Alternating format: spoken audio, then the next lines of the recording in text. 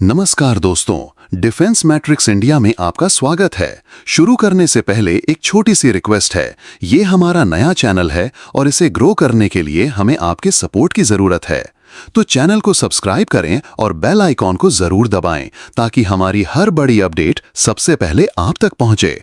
तो चलिए शुरू करते हैं आज की पहली बड़ी खबर से। G2G deal for 90 रफाले F4 jets.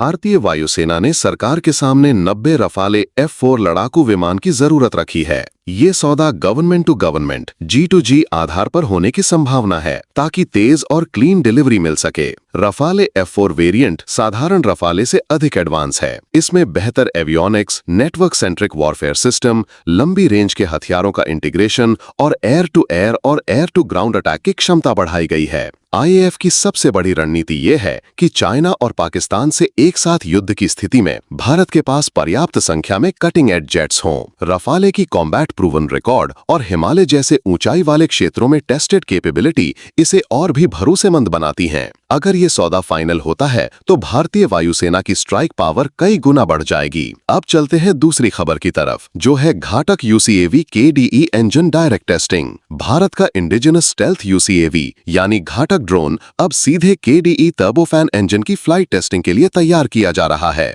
पहले योजना ये थी कि इंजन को तेजस प्लेटफॉर्म पर टेस्ट किया जाए, लेकिन अब DRDO और एडा ने फैसला किया है कि इसे सीधे घातक पर लगाया जाएगा। इससे डेवलपमेंट टाइमलाइन काफी तेज हो जाएगी और भारत को एक सच्चा स्टेल्थ UCAV जल्द मिल सकेगा। ये drone deep penetration strike, autonomous missions और हाई रिस्क ऑप्स के लिए तैयार किया जा रहा है। आने वाले समय में ये भारतीय वायुसेना और नौसेना दोनों के लिए स्ट्रेटेजिक गेम चेंजर होगा।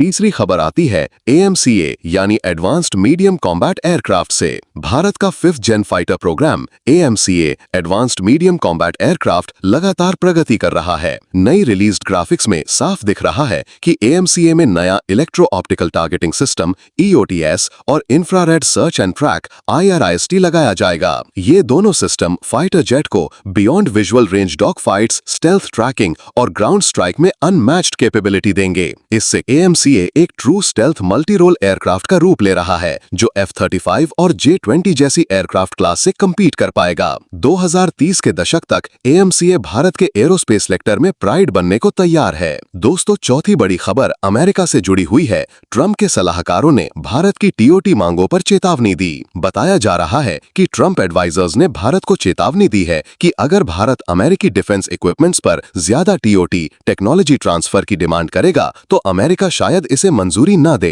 भारत लंबे समय से चाहता है कि सिर्फ हथियार खरीदे ही न जाएं, बल्कि उसकी टेक्नोलॉजी भी भारत में ट्रांसफर हो ताकि स्वदेशी उत्पादन तेजी से बढ़ सके। लेकिन अमेरिकी कंपनियां अक्सर इस पर रुकावट डालती हैं क्योंकि उन्हें डर रहता है कि उनकी टेक्नोलॉजी कहीं लीक ना हो जाए। अगर ये बातचीत अटकती है तो भारत को अपने प्रोजेक्ट्स जैसे AMCA और TED-BF के लिए जरूरी टेक्नोलॉजी सपोर्ट में दिक्कत आ सकती है। ऐसे में भारत को फ्रांस और रूस जैसे पुराने पार्टनर्स पर और ज्यादा निर्भर होना पड़ सकता है। आने वाले महीनों में ये डिफेंस डिप्लोमेसी काफी दिलचस्प रहने वाली है। पांचवी खबर है DRDO की आकाश NG मिसाइल से। DRDO का आकाश NG एयर डिफेंस सिस्टम अब यूजर ट्रायल्स में एंटर कर चुका है। नई वेरिएंट 70-80 किलोमीटर रेंज तक टारगेट्स को न्यूट्रलाइज कर सकता है। इसके अलावा DRDO एक लॉन्ग रेंज वेरिएंट भी विकसित कर रहा है जिसकी रेंज 100 किलोमीटर से ऊपर होगी। ये इंडिजिनस प्रणाली S-400 जैसे इंपोर्टेड सिस्टम्स को सप्लीमेंट करेगी और देश की लेयर्ड एयर डिफेंस आर्किटेक्चर को मजबूत बनाएगी। दोस्तों, आखिरी खबर नौसेना की फ्यूचरिस्टिक सोच से जुड़ी है। भारतीय नौसेना अब अपने आने वाले वॉरशिप्स पर